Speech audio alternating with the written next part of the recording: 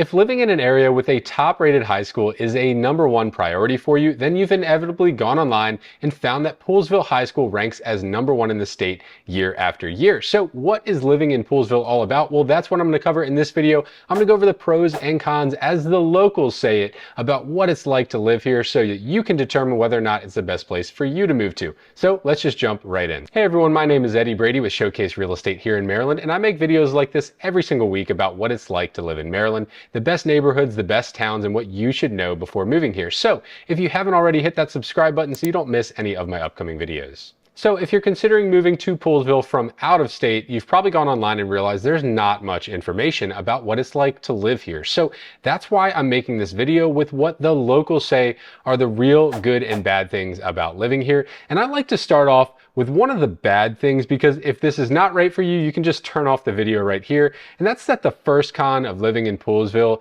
is the high cost of living. And the biggest factor that attributes to cost of living is the housing cost. And this is where pretty much every other video about Poolesville gets it wrong. They say that it's an affordable place to live, and that's just not the case at all. And if you ask any local, they would never tell you it's an affordable place to live. They're actually shocked at how much their home values have gone up over the years, and they really can't seem to reconcile the price for what you get in town. And that's because the median price for a home in Poolesville city limits at the time of this video is just over $732,000. Compare that with the median home price in all of Maryland of $408,000, and it really starts to paint the picture that Poolesville is not an affordable place to live. So why do people still move here? Well, that brings us to the first pro of living in Poolesville, which is the high school.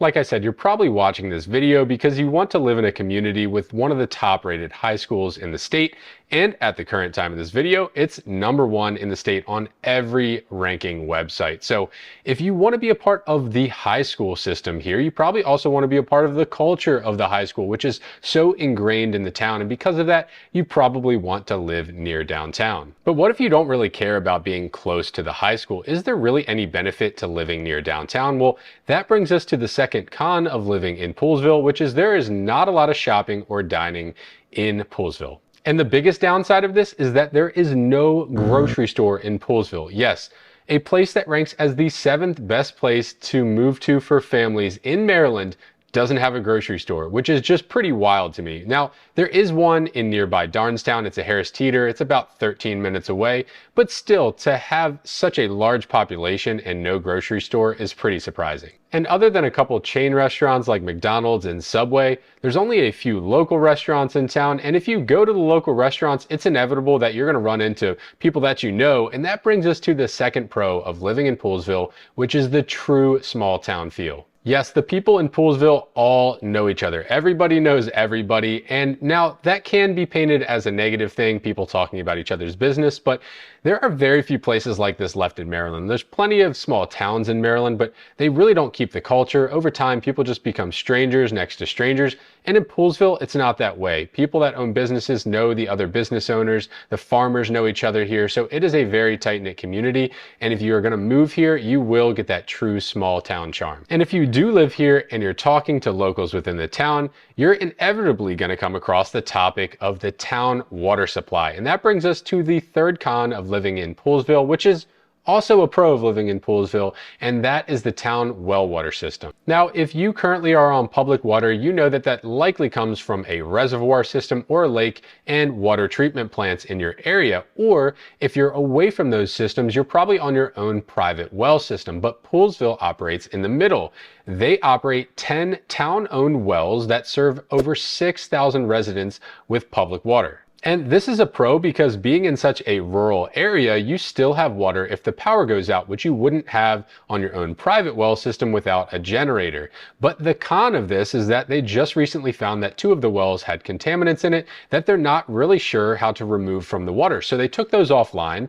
And, don't let this scare you. They post their water results online so you can go and determine if the water is safe for you to drink. They say it is. You can look at all the levels online just like they'd put up for local cities, but it is something to consider before moving here. And speaking of water, let's jump into a more fun topic, which are the things to do in Poolesville, which brings us to our fourth pro of living in Poolesville, which are the outdoor activities. And one of the most fun things that you can do in Poolesville is to go boating, fishing, or kayaking on the Potomac River. And if you aren't familiar, the Potomac River is the fourth largest river on the entire eastern seaboard, and it flows from way up in the mountains of West Virginia all the way down to Washington, D.C. behind the Jefferson Memorial. That's what you see in the photos. So it's a very popular place to visit and a very popular place to boat, kayak, and fish. And if you're headed out to spend a day on the river, you're going to have to cross over another really cool thing in Poolesville, which is the historic C&O Canal towpath. And this is a fully preserved historic towpath